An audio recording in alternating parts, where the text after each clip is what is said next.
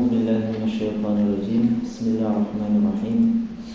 الحمد لله رب العالمين، والصلاة والسلام على نبينا محمد وعلى آله وأصحابه وسلم تسليما كثيرا. نويت التعلم والتعليم والتذكر والتذكير والنفع والانتفاع والإفادة والاستفادة والحث على تمسك بكتاب الله وسنة رسول الله والدعاء إلى الهدى والدلالة على الخير ابتغاء مرضات الله ووجهه وقربه وثوابه. قال الناظم رحمه الله تعالى: وأهديت مدية القبطية فيه وفي الثامنة السرية لمقتد سارت وفي الصيام قد كان فتح البلد الحرام.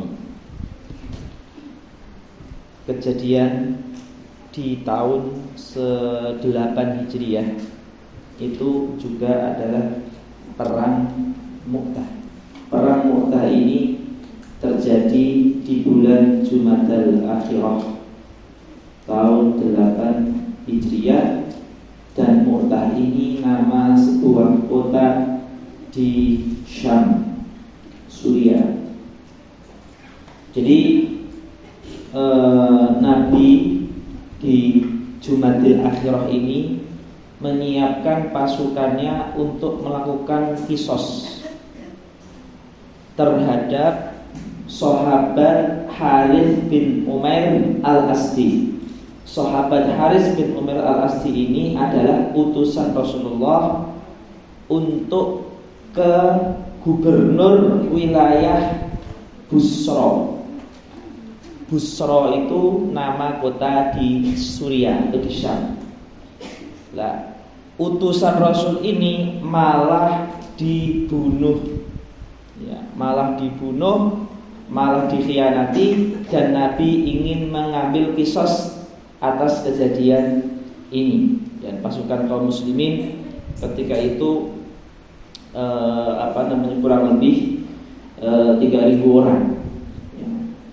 Salah satu yang dikatakan Rasulullah di perang ini adalah yang masyhur di kitab-kitab hadis: "Ughzu bismillah faqatilu aduwallah wa aduwakum bisyam wa satajiduna fiha rijalan fis sawami' mu'tazilin fala tata'arradu lahum wa la taqtulu imra'atan wa la saghiran wa la basiran faniyan wala taqta'u syajaran wala tahdimu binaan."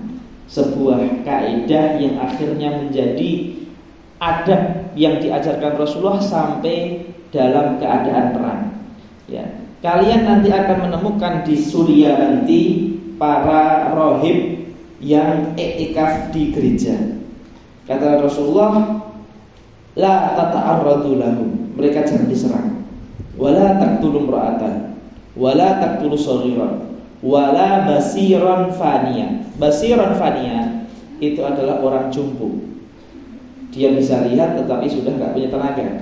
Wala taqta'u syajaran wala tahdimu binaan. Jadi ini salah satu asas dalam perang, walaupun nanti dalam setiap perang selalu ada keadaan yang tidak bisa dikiaskan dengan keadaan lain, karena namanya perang itu sesuatu yang tidak menentu, itu boleh. Tetapi hukum asalnya Islam ini seperti ini. Dalam perang pun ada ma'alimnya, ada dhawabitnya, ada adab-adabnya. Kemudian wa fi syahri siyam, maksudnya di bulan Ramadan. Di bulan Ramadan tahun 8 Hijriah terjadi Fathul Makkah. Jadi Fathul Makkah ini terjadi di bulan Ramadan, atau Fathul Akbar atau Fathul A'zam ini terjadi di bulan Ramadan tahun 8 Hijriah. Baik.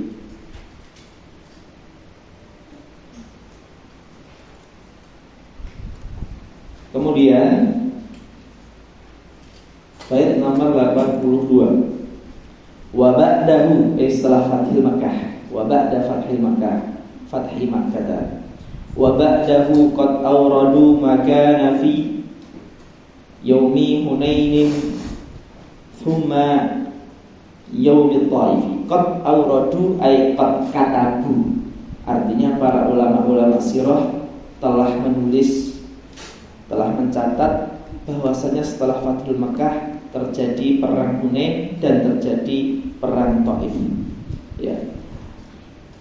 Hunain, perang Hunain. Nama lain dari Hunain itu perang Autos. Kadang juga dinamakan perang Hawazin.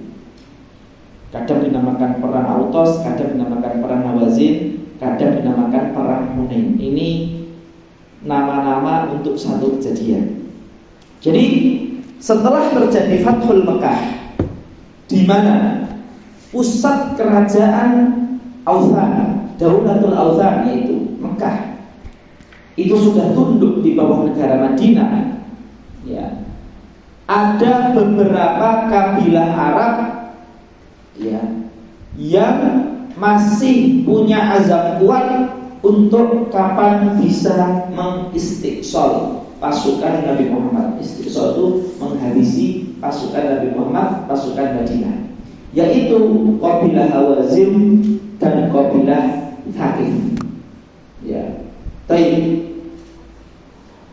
Maka dia berkata, pembesar kabilah, dua kabilah ini, qad faragha Muhammadun min qitali qaumihi wa la nahiyata lahu anhu. Ini Muhammad ini sudah selesai urusannya dengan kaumnya, yang mana itu sejak 1 Hijriah, Badar, Uhud, semuanya sampai tahun 8 ini. Sekarang Muhammad, kalau kita mengatakan Rasulullah SAW, itu kata mereka itu sudah selesai dengan urusan Quraisy. Ya, tapi kata pembesar Hawazin dan Thaqif ini tidak menutup kemungkinan sekarang dia akan menyerang kita. Maka sebelum dia menyerang kita, kita serang dulu. Nah, ini asal muasal terjadinya perang Hunain. Kabilah kufar musyrik tapi bukan Quraisy, ya, itu khawatir diserang Rasulullah karena fokusnya sekarang sudah tidak ke Mekah lagi. Maka sebelum diserang kita nyerang dulu. Akhirnya terjadilah ini perang yang dinamakan dengan perang Hunain. Dan dua kabilah tadi itu memprovokasi kabilah-kabilah yang lain selain Quraisy yang belum tunduk kepada Madinah. Salah satunya adalah kabilah Bani Sa'ad bin Bakar, yang mana di situ ada Halimah Sa'diyah. Rasulullah pas kecil di dalam kabilah situ. Nah, tetapi ya namanya kabilah kan, belum tentu dia menyusui Nabi terus dia beriman, ya belum tentu. Jadi ini asal muasal Ghazwatu Hunain. Dikatakan wa ba'dahu qad awradu makana fi yaumi Hunain thumma yaumit Taif. Terus terjadi juga di tahun 8 Hijriah adalah perang Taif. Taif ini tawang maunya Mekah itu Taif. Tawang maunya Saudi itu Taif. Walaupun dia dari Saudi, dari Mekah, dari kota Makkah itu tidak terlalu jauh, tetapi dia hijau daerahnya dan hujan, bahkan ada salju di Taif ini. Taif kadang-kadang. Tsumma yaumil Taif, yakni ghazwat Taif, terjadi di bulan Syawal tahun 8 Hijriah. Dan ini setelah Nabi pulang dari perang Hunain, belum sampai Mekah, ya, Nabi melakukan pengepungan di daerah Taif ini, ya, tapi tidak terjadi peperangan yang berarti, ya, tidak terjadi peperangan yang berarti. Jadi kenapa Nabi kok berhenti di Taif untuk mengepung mereka? Karena salah satu, ya, kabilah yang ikut perang di Hunain, sisa-sisa tadi yang dikumpulkan Bani Hawazin, Bani Thaqif, dan kabilah-kabilah yang selain Quraisy tadi, itu juga ada di Taif. Ya, maka Nabi ingin menyelesaikan biar tidak ada lagi di sekitar Jazirah Arab ini yang mengganggu, memastikan keamanan Daulah Madinah. Seperti itu. Ya, maka Nabi berhenti di situ. Ya, walaupun ya pada akhirnya ketika di Thaif ini, ya mereka semuanya bersembunyi di dalam benteng mereka, tidak ada yang menyerang, tidak ada yang berani keluar. Akhirnya ya sama Rasulullah ditinggal gitu saja. Ya, karena juga melihat mungkin ini nggak terlalu berbahaya seperti itu. Baik. Selanjutnya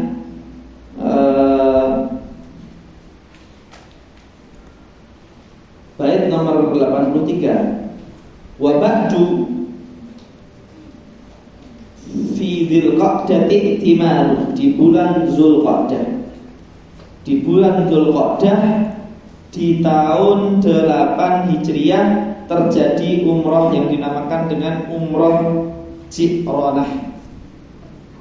Ya, ini tentu setelah dari Thaif tadi. Thaif tadi bulan apa tadi saya katakan tadi? Syawal ya. Setelah dari Thaif ya, Syawal, Dzulqa'dah, Dzulhijjah. Di bulan Dzulqa'dah Nabi melakukan umroh di Ji'ranah. Ji'ranah ini ya sebelum Mekah. Ya. Dan dia setelah Thaif sebelum Mekah. Jadi pas pulang pas setelah Thaif sebelum Mekah, artinya setelah dari Ghazwatul Thaif, mengepung Thaif, Nabi melakukan umroh di Ji'ranah. Dan Nabi menetap di Ji'ranah itu kurang lebih sekian belas malam, 13-an malam ya, 13-an malam di Ji'ranah untuk melaksanakan umroh seperti itu, untuk melaksanakan umroh ya. Dengan selesainya rentetan Ghazwatul Hunain, Ghazwatul Thaif ya, maka Allah telah memberikan tamkin bagi masyarakat Madinah dari penghalang-penghalang dan pengganggu-pengganggu yang ada di Jazirah Arab. Jadi bisa dikatakan di tahun 8 ini ya, negara Madinah itu sudah dapat keamanan. Adapun ada musuh itu ya jauh sana di Persia sana, jauh di Romawi sana. Tapi untuk sementara di Jaziratul Arab, Mekah, Madinah dan sekitarnya itu sudah aman. Sudah bisa ditaklukkan semuanya. Sudah bisa ditundukkan semuanya. Maka nanti di tahun 9 Hijriah, tahun 10 Hijriah itu nanti aktivitasnya, kalaupun ada perang, itu perang tidak dengan suku Arab, dengan Romawi. Seperti nanti di perang Tabuk itu misalkan. Ya.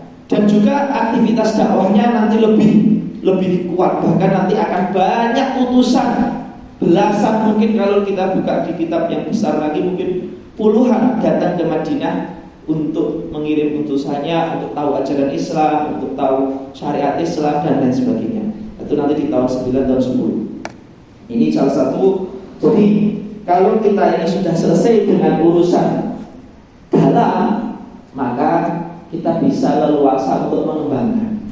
Jadi kalau urusan dalam itu sudah selesai, maka urusan dalam itu urusan luar itu akan bisa berkembang. Maka hikmah dari kejadian ini yang bisa kita praktekkan untuk diri kita sendiri, bahkan tingkatan rumah kita sendiri. Perkataan Rasulullah yang mengatakan, Rasulullah itu ma'aba to'aman qad, tidak pernah menghina atau mencela makanan yang dihidangkan sama sekali. Terus juga Rasulullah itu tidak pernah mengatakan ke khadimnya, lima fa'al tagadan wa lima lam taf'al kada. Kenapa kamu melakukan ini dan kenapa antum tidak melakukan ini? Jadi Rasulullah itu di rumahnya itu tidak pernah mencela makanan, tidak pernah mengatakan ke pembantunya, apalagi ke istrinya ataupun ke orang tuanya ataupun ke yang lainnya, pembantunya saya tidak pernah dibilang kenapa kamu melakukan ini, kenapa kamu tidak melakukan ini. Menunjukkan orang besar itu dia yang hal yang kecil-kecil itu dia nggak terlalu dipikirkan. Karena kalau power kita sudah dihabiskan dengan yang kecil-kecil, tidak bisa memikirkan yang besar. Kalau kita yang dalam ini kita nggak selesai, ya yang luar nggak akan bisa berkembang. Ya seperti itu. Jadi Ini salah satu hikmah seperti itu dari perang Hunain untuk skala rumah kita pribadi masing-masing atau keluarga kita pribadi masing-masing. Baik. Selanjutnya wa ba'du fi dzil qa'dati i'timaruhu minal ji'ranati wastiqraruhu. Ya, wastiqraruhu. Baik. Istiqraruhu itu artinya menetap di Ji'ranah selama 13 harian kurang lebih. 84. Wa bintuhu Zainabu matat thumma maulidu Ibrahim fiha hatma. Kemudian juga putri Rasulullah SAW Zainab itu meninggal di tahun 8 ini, dan putra Nabi dari Maria Al-Qibtiyah Ibrahim, ya, ini juga lahir di tahun 8 Hijriah ini. Tetapi ya Ibrahim ini dikatakan belum sampai menyempurnakan persusuan sudah wafat. Ada yang mengatakan umurnya baru setahun sekian bulan. Baik. 85. Wa wahabat naubataha li Aisyah saudatuma damat zamanan. Aisyah yang pertama adalah Aisyah istri Rasulullah. Aisyah yang kedua adalah fa'il dari Asya ya'ishu fahuwa Aisyun wa hiya Aisyatun, hidup. Dan di sisa umurnya, ya, Ummul Mukminin Saudah bin Zam'ah itu khawatir apabila dicarikan oleh Rasulullah. Khawatir. Maka demi menjadi istri Rasulullah di dunia dan di akhirat, dia merelakan jatah malamnya untuk Siti Aisyah radhiyallahu anha. Dan memang saya Saudah ini sudah tua sekali. Kita katakan ya, Saudah ini istri yang pertama dinikahi Rasulullah setelah Khadijah wafat, dan sudah dinikahi sejak di Mekah. Dan ketika dinikahi umurnya 63. Berarti ketika kejadian ini umur beliau mungkin sudah 70 sekian tahun. Nah, beliau pun mungkin ya sudah sepuh kan.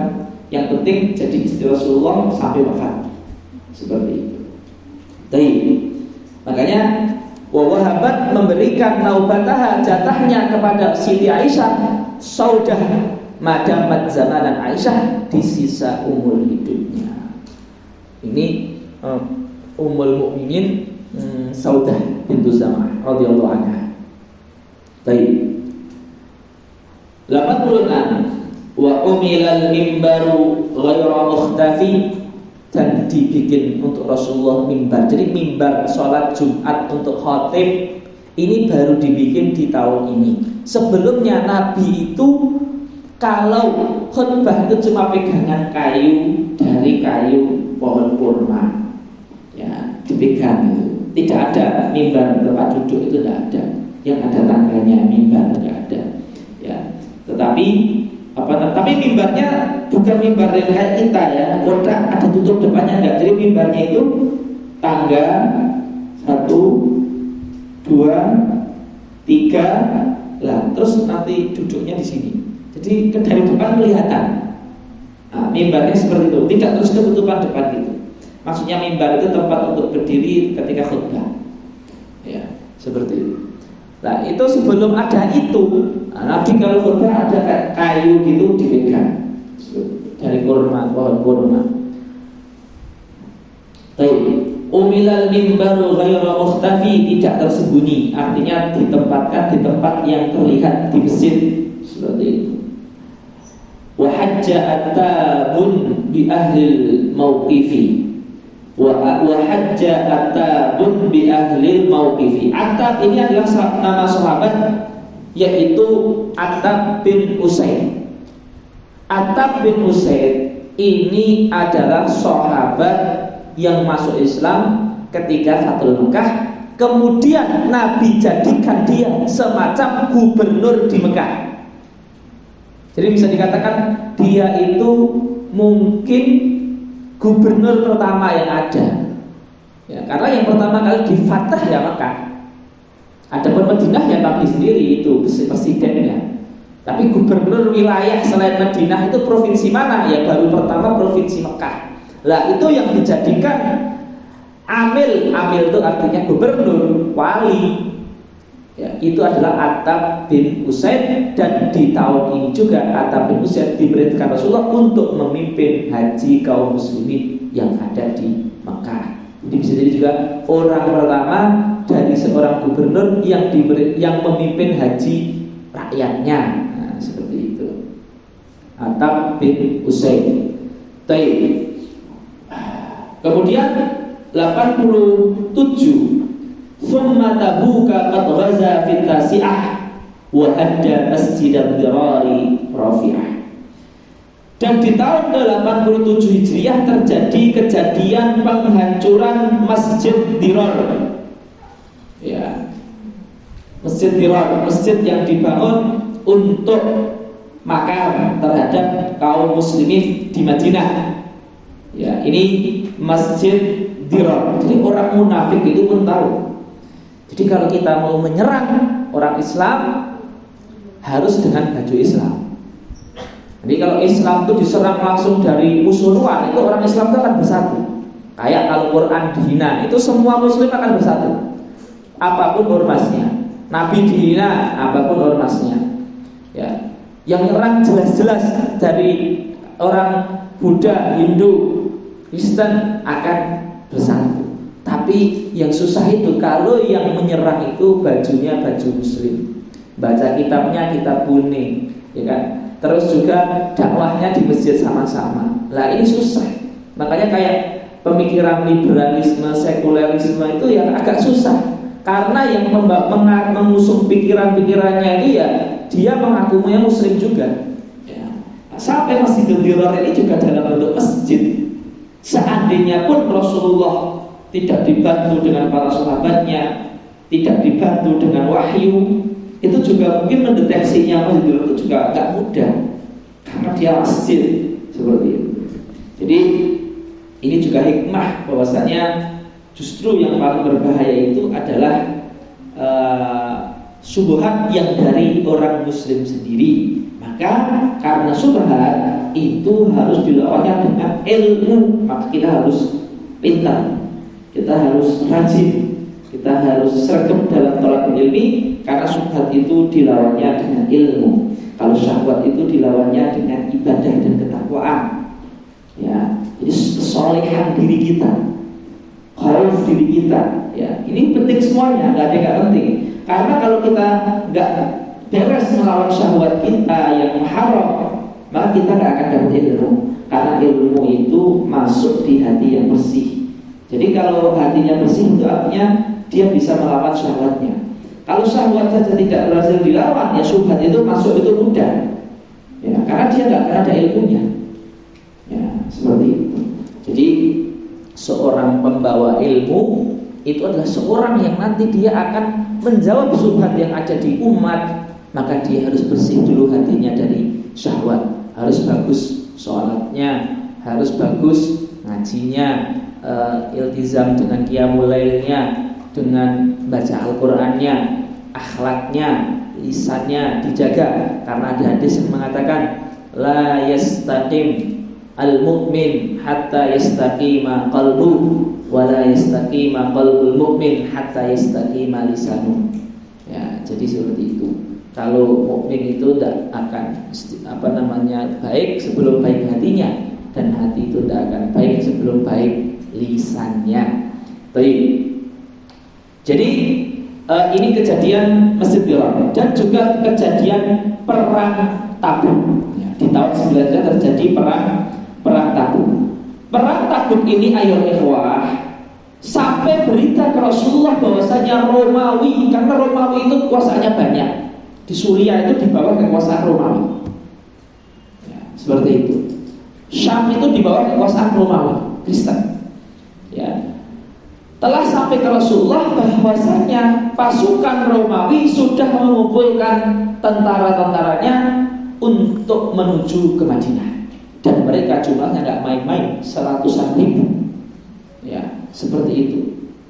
Ya, sementara jumlahnya kaum muslimin hanya 3 ribuan sepertinya, seperti sekitar itulah, dikit. Yang penting perbandingannya itu nggak seberapa. Dan yang lebih susah lagi, ketika perang Tabuk ini kaum muslimin sedang dalam keadaan jadbun wa harbun, musim panas dan musim kering, seperti itu. Ya, dan biasanya Nabi itu kalau mau perang itu mesti Nabi melakukan tauriyah. Tauriyah itu artinya kayak misalkan mau perang Badar, bilangnya mau ke Uhud, biar berita itu nggak tersebar ke jasus. Jadi ketika mau perang itu Nabi biasanya menyembunyikan, memakai isyarat, memakai inisial, memakai kode. Tidak langsung besok akan terjadi perang sekitar sekian, jadi siap-siap. Nggak pernah. Tetapi di perang Tabuk ini, karena memang benar-benar semua satu negara harus ikut, kecuali yang nggak mampu ya, karena memang cacat dan sebagainya, Nabi terus terang kita akan ada perang ini karena memang juga keadaannya sangat susah sekali. Bahkan Nabi mengatakan yang kaya biayai yang miskin, sampai Abu Bakar itu mengeluarkan seluruh hartanya, Utsman mengeluarkan setengah hartanya dan sebagainya, karena memang dalam keadaan yang susah, usrah, ghazwatul usrah, ya, sulit seperti itu. Bahkan Nabi sampai mengutus ke Mekah untuk di Mekah dimobilisasi kabilah-kabilah sekitar Mekah ikut perang juga, karena pasukan Madinah tidak cukup. Nah ini, dan nanti ya ketika perang pun ya Muslim secara matematis nggak mungkin menang. Makanya Khalid bin Walid ketika itu dia diamanai bagaimana bikin taktik seakan-akan pasukan Muslim itu banyak. Maka pasukan yang sebelah selatan dipindah ke utara, dipindah-pindah gitu, sehingga musuh mengira datang bala tentara baru. Nah, sehingga musuh nggak tahu kalau Muslim itu sedikit, ya, padahal cuma dipindah tempat saja. Nah, tetapi setelah itu yang jelas sulit untuk menang. Makanya taktik yang dipakai adalah taktik menyerang, tapi kemudian mundur sedikit-sedikit, ditarik perlahan-lahan daripada habis semuanya, tidak bisa balik lagi ke depannya. Ulamanya pada meninggal, warganya meninggal, nanti Madinah jadinya siapa yang di sana? Ya, akhirnya ketika Khalid bin Walid pulang, ada yang mengatakan, kamu gimana malah kamu takut perang? Rasulullah menjawab, ini bukan kalah perang, tapi ini taktik dalam perang nanti untuk balik lagi. Kalau nanti kita teristiqsal, terbantai semua di situ, maka nggak akan lagi ada perang. Islam malah nggak akan lagi ada lagi, bisa jadi seperti itu. Jadi itu perang Tabuk ya, menangnya itu ya berhasil kabur, itu adalah kemenangan. Karena akhirnya setelah itu jadi ada Abu Bakar, jadi ada Umar, jadi ada Utsman, jadi ada Ali yang mana akan melakukan futuh, ya, futuh Rom, futuh Furs, futuh Misr dan lain sebagainya. Baik. 88. Wa hajja bin nasi Abu Bakrin wa Sam tala bara'atan Aliyun wa hatam an la yahujja musyrikun ba'du wala yatufa 'alinda bi amrin fa'ala. Jadi di tahun 9 Hijriah Nabi mengutus Abu Bakar untuk memimpin rombongan haji dari Madinah ke Mekah. Tidak bersama Rasulullah. Abu Bakar bersama warga Madinah, pemimpinnya Abu Bakar memimpin rombongan haji, tenaga musiman haji. Ya, itu Abu Bakar dikirim Nabi dan juga bersama Ali. Dan Ali nanti ketika haji, ketika khutbah Arafah atau ketika khutbah haji, Ali diperintahkan Rasulullah untuk membacakan ayat Bara'atun minallahi wa rasulihi ila alladziina ahadu minal musyrikin, surat Taubah atau surat Bara'ah. Dan juga Ali suruh mengatakan alla yahujja musyrikun ba'da ami hada wa la yatufa bil baiti uryanun. Jadi setelah tahun ini, setelah tahun 9 Hijriah, setelah kejadian haji di tahun 9 Hijriah, tidak boleh lagi ada orang yang belum masuk Islam, yang masih musyrik, melakukan ritual di sekitar Ka'bah. Jadi tahun 1, 2, 3, 4, 5, 6, 7, 8 itu masih ada ritual orang musyrik itu keliling Ka'bah, menyediakan sesajen. Walaupun Islam sudah menang di tahun 8 ya, Fathul Mekah ya, tetapi masih ada. Tapi di tahun 9 setelah haji sudah tidak ada lagi. Yang tawaf hanya orang muslim. Benar-benar Mekah, Ka'bah, Baitul Haram itu tempat ibadah orang muslim saja. Itu sejak kejadian haji ini, yang mana juga Ali itu yang diutus Rasulullah untuk menyampaikan ini. Dan nggak boleh haji dengan telanjang ya, karena orang Arab itu sebagian haji telanjang. Tapi mereka haji telanjang itu, mereka ada dalilnya. Dalilnya, baju saya, pakaian saya itu banyak dari harta haram. Jadi mereka tahu kalau dari riba itu haram. Ya, kalau dari zina itu haram. Di keyakinan mereka, fitrah mereka mengatakan itu nggak baik. Maka baju saya karena dari hasil itu atau minimal tercampur dari hasil itu, saya nggak mau tawaf pakai baju yang ada haramnya. Maka tawafnya telanjang. Ya, seperti itu. Ya, itu tidak boleh lagi setelah kejadian ini. Baik. Kemudian tahun 9 Hijriah, dan ini juga berlangsung sampai tahun 10. Waja'atil wufud. Wufud artinya utusan, jamak dari wafdun. Dan datang utusan-utusan fiha di tahun 9. Tatrok, berdorong, berduyun-duyun, berbondong-bondong. Hadza wa min nisahu ala syahra. Nisahu artinya nisa'i, istri Nabi. Dan di tahun 9 juga Nabi bersumpah tidak akan mendatangi istrinya selama 1 bulan, tepatnya 29 hari. Ya, namanya ila.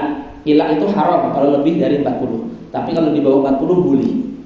Jadi bersumpah wallahi la ati ahli. Saya akan datangi ahli atau istrinya atau keluarganya, itu boleh selama, maksudnya la yujami, itu boleh selama kurang dari 40 hari. Baik. Ini pasukan yang berbondong-bondong ini itu banyak sekali. Nanti antum buka di sejarah, di sirah itu ada utusan Najron, utusan Dimam bin Sa'labah, utusan Abdul Qais, utusan Bani Hanifah, utusan Bani Toy, Bani Kindah, Bani Azdi Shanu'a, Bani Rasuli Muluki Himyar, kerajaan Yaman, Bani Hamdan, Bani Najib, Ujaid, Ta'labah, Sa'ad, Bani Fazarah, Bani Asad, Bani Adrah, Bani Muharib, Bani Ghassan. Banyak sekali. Namanya dinamakan dengan Amul Wufud, tahun-tahunnya utusan pada datang ke Madinah. Karena apa? Ya karena ini sangat Jazirah Arab ini ya, maliknya itu ada di Madinah, pemimpinnya, rajanya itu di Madinah. Makanya pada datang, ada yang datang, kisahnya unik-unik macam-macam. Ada yang datang ingin masuk Islam dengan syarat zina tapi masih boleh. Ada yang datang saya pengen masuk Islam tapi saya tetap ingin minum khamar. Dan banyak sekali unik-unik ya. Ada yang datang biar tidak diserang, ya walaupun belum bisa masuk Islam. Dan ada yang datang langsung mengumumkan masuk Islam bareng-bareng. Nah ini banyak kejadian unik dari Qissatul Wufud ini. Dan ini terjadi di tahun 9 tahun 10. Tentunya setelahnya lebih lagi, karena setelahnya Islam lebih menyebar lagi. Nah dari kejadian Wufud ini nanti antum bisa baca, antum bisa pelajari bagaimana orang yang sudah kuat melakukan, bahasa kasarnya, rakyatnya yang masih lemah, atau orang yang lemah tapi belum tunduk di bawah kekuasaannya. Nah itu adab-adab Rasulullah bisa dipelajari di situ. Jadi ketika Rasulullah sudah kuat nih, sudah masuk Jazirah Arab, ternyata ada kabilah-kabilah kecil-kecil yang jelas akan kalah dengan Madinah, tapi mereka belum masuk di bawah kekuasaan Madinah. Nah, terus mereka datang. Nah, bagaimana Rasulullah memuamalai mereka? Apakah Rasulullah memuamalai mereka sebagai raja? Masuk harus pakai hijab, pakai protokol yang ketat. Terus Rasulullah duduk di kursi yang tinggi, terus mereka datang sambil sujud, nunduk, nyium kakinya. Apakah seperti itu? Nah, tadi bisa dipelajari di sini. Bagaimana muamalahnya Rasulullah kepada orang lain, bukan hanya tidak satu kelompok, sebeda agama. Ya. Dan Rasulullah dalam keadaan kuat ketika itu. Nah, ini harusnya bisa diambil dari Qissatul Al-Wufud ini banyak sekali. Baik. Selanjutnya 91. Tsumman najasiyya na'a. Na'a itu artinya membela sungkawai. Na'a yan'ah. Nah, dan artinya apa? Na'a yan'i. Ya, ini artinya na'yun, na'yan. Itu artinya membela sungkawai atas wafatnya Raja Najasyi, karena Najasyi telah masuk Islam. Wa shalla alaihi min taibata nalal fadlah. Dan ya, min taibata Min Thaibah artinya minal Madinah. Ya, seperti itu. Thaibah artinya Madinah. Nalal fadlah artinya Najasyi mendapatkan fadilah di sholat Nabi dan para sahabatnya yang ada di tanah Madinah. Ya, karena Najasyi ini muslim dan ini adalah syariat sholat ghaib. Nah, makanya ini penting sekali masalah fikih. Sholat ghaib ini sunnah, masyru', disyariatkan. Maka kalau misalkan kita di sini mendengar berita telah wafat Syekh Yusuf Qaradawi di Qatar, syariat kita apa? Selain ini takzim kepada ulama pembawa syariat, nah, kita menyolati sholat ghaib. Caranya seperti sholat jenazah, niatnya saja ala al-mayyitil ghaib. Nah, seperti itu. Misalkan kita punya saudara meninggal tapi di mana? Di Sumatera, di Padang, di Medan, di Jambi, Palembang, nggak mungkin takziah. Sholat ghaib. Mendoakan dan disyariatkan seperti Nabi menyolati Najasyi di tahun ini. Ya.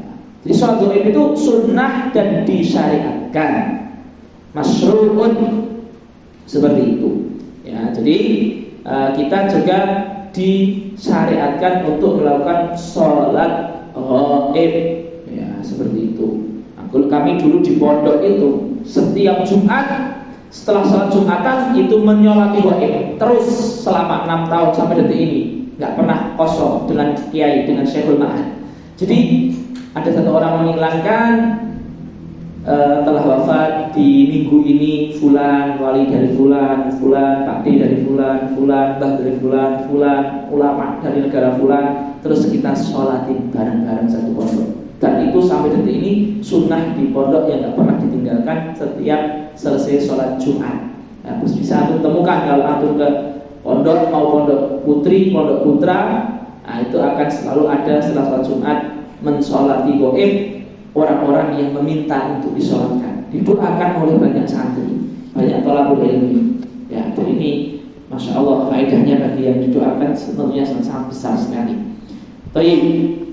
Selanjutnya 92. Wa mata Ibrahimu fil amil akhir. Amil akhir itu tahun 10 Hijriah. Wal Bajali aslama wasmuhu Jalil. Maksudnya adalah ya di tahun 10 Hijriah meninggal putra Nabi yaitu Ibrahim, yang mana ibunya Maria Qibtiyah. Ya. Lahir tahun 8, meninggal tahun 10. Jadi umurnya 1 tahun setengahan. Dan masuk Islam di tahun ini adalah sahabat Al-Bajali ismu Jalil, Jarir bin Abdullah Al-Bajali.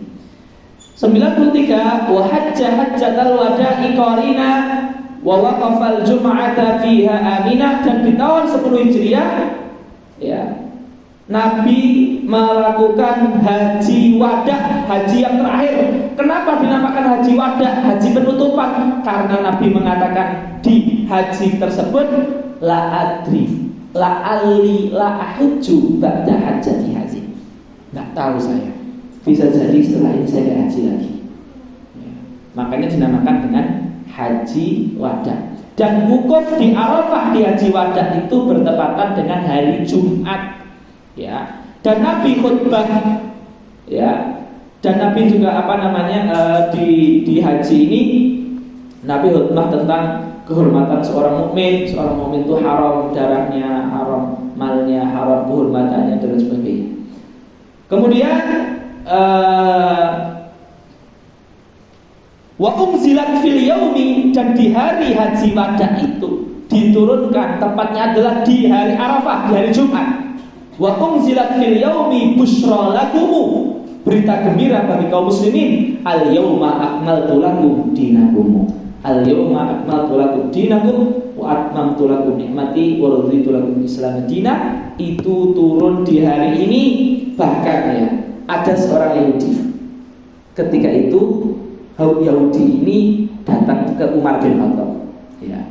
Kemudian Yahudi ini berkata gini, wahai Amirul Mukminin, ada ayat di Quran itu seandainya turun di kami Yahudi, tentu ini di zaman Umar kejadian ini, bukan di zaman Nabi ya.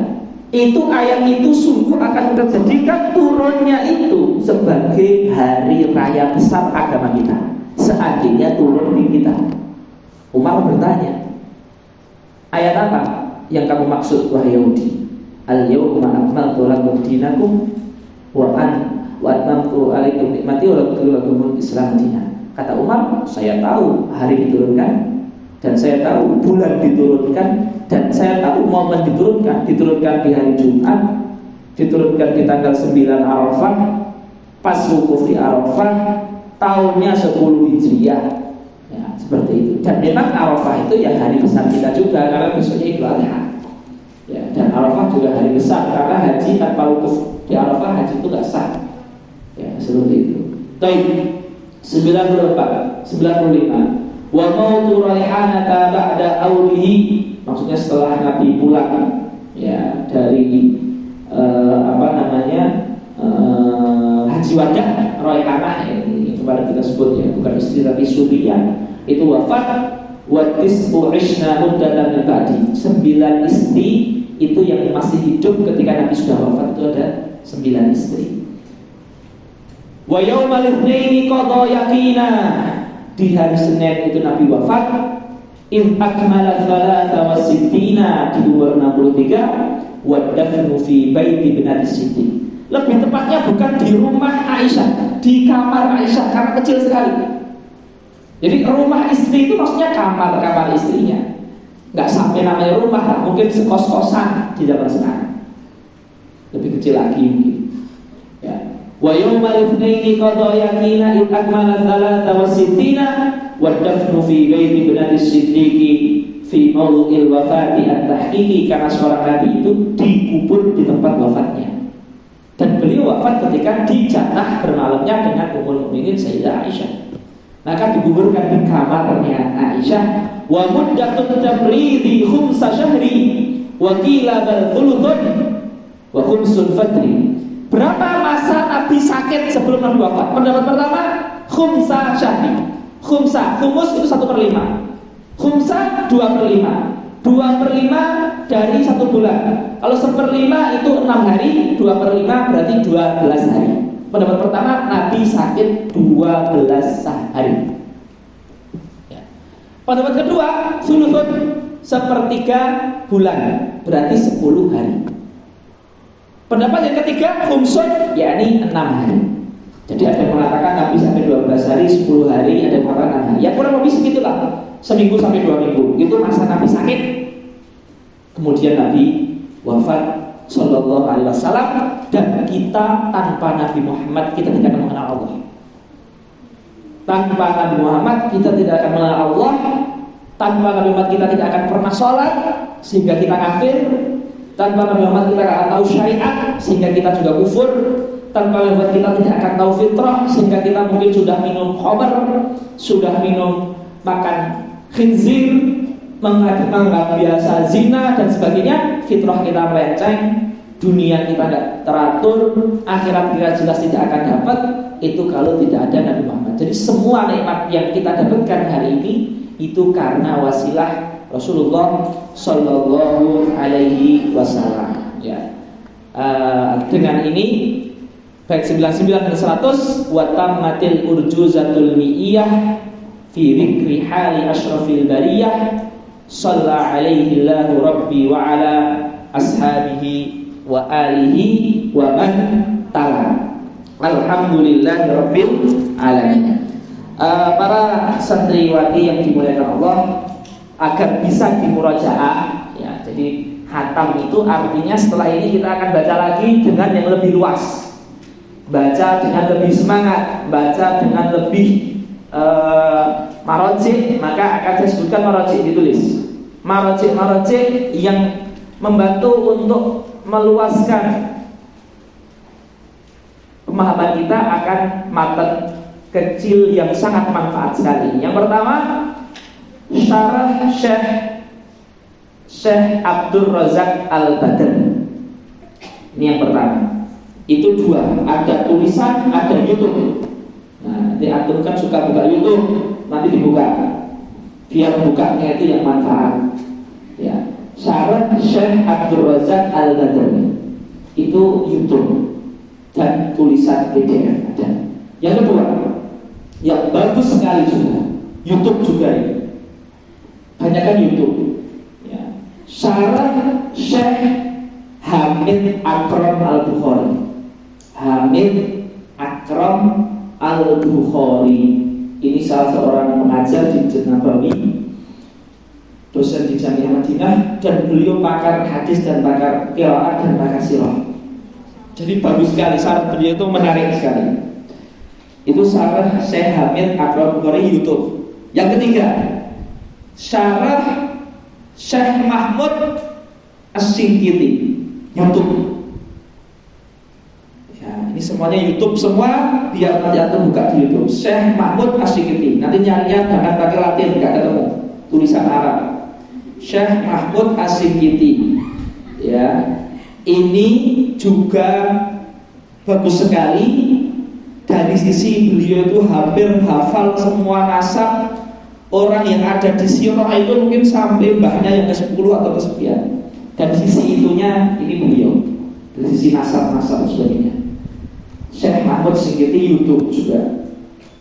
Yang keempat, Syekh Said Al-Kummali. Ini juga YouTube-nya, followernya jutaan ini. Ini bagus sekali. Ulama dari Maroko. Syekh Said Al-Kummali. Ini YouTube. Al-Kummali, Kaf Mim Lam Ya. Al-Kamli, Al-Kummali. Berarti kabir gambar Al-Kamli. Yang ke selanjutnya terakhir ya, syarah Syekh Saleh Al-Utsaimin. Syekh Saleh Al-Utsaimin ini juga YouTube. Ya. YouTube ini sudah jadi sesuatu yang nggak bisa ditinggalkan dari hidup kita. Maka kalau nggak kita isi dengan yang bagus-bagus, kita akan terisi dengan yang jelek-jelek. Makanya buka yang bagus-bagus biar YouTube-nya jadi Islam. Ya, YouTube di HP antum itu jadi Islam. Baik. Nah itu untuk tarsih. Kemudian juga saya minta kepada ustazah ya, satu orang ya, memilih satu orang. Nanti sore kan khataman kan? Sore ini kan? Ya, kok ada nggak tahu? Jadi sebut dipilih nanti ustazah yang hadir di sini ya, satu orang yang hafalannya sudah setornya lengkap. Nah, kalau yang setoran semuanya, nah, dipilih yang mungkin ya paling bagus lah, terserah kriterianya, serahkan ke ustazah ya. Pilih satu orang, nanti namanya disimpan. Kemudian pilih juga satu orang yang belum setoran ya, tidak untuk dihukum, tidak, kita doakan biar lain kali kalau ada setoran dia setoran ya. Tapi pilih satu orang yang belum setoran, tapi udah setoran semua ya, ini setorannya paling dikit lah ya, seperti itu. Nah, mungkin setelah ini kan jadinya setoran semua tuh, jadi nggak ada yang belum setoran ya, berarti nggak usah ya. Tapi kalau masih ada yang belum setoran ya, artinya belum selesai semua ya, yang paling sedikit berarti ya. Nah itu saya minta dua nama berarti ya. Satu yang sudah selesai setoran, kalau sudah setoran semua berarti yang menurut ustazah itu yang paling bagus. Dan yang belum setoran, kalau sudah setoran yang paling sedikit setorannya. Kalau sudah setoran semua dan nggak ada yang paling sedikit ya nggak apa-apa. Nah, seperti itu. Baik, nanti saya minta namanya ya pas sore ya. Baik, itu aja. Insya Allah nanti sore kita bacakan sanadnya, dan kitab ini juga kami membaca sebenarnya dengan teman saya seangkatan, dengan teman saya sekamar ketika di Sudan. Tapi beliau ini, saya di Sudan cuma 6 tahun nggak pulang, beliau itu di Sudan mungkin 12 tahun 15 tahun nggak pulang. Akhirnya sampai doktor di Sudan, dan beliau ini suka membaca buku-buku, mencari sanad ngaji itu suka sekali. Sampai kemarin terakhir itu beliau, teman saya ini, nulis jumlah guru dan buku yang beliau baca selama masa corona sampai sekarang. Itu gurunya itu lebih dari berapa ya? Lebih dari 300-an. Dan buku yang dibaca itu 600-an buku. Ya, jadi maka kalau kami mau ngajar belum ada sanadnya, ya saya telepon beliau kan. Saya belum punya sanad kitab ini, saya tak baca sanad antum sehari ya. Baca sehari dikasih sanad. Itulah enaknya kalau teman itu pintar dan alim itu, ya seperti itu. Jadi carilah teman yang baik, ya, maka kita akan ketularan baik juga. Kita aturkan sekian. Al-afu minkum wal afu minkum. Allahumma anfa'na bima 'allamtana warzuqna uluman tanfa'una fid dini wad dunya wal akhirah. Wassalamualaikum warahmatullahi wabarakatuh.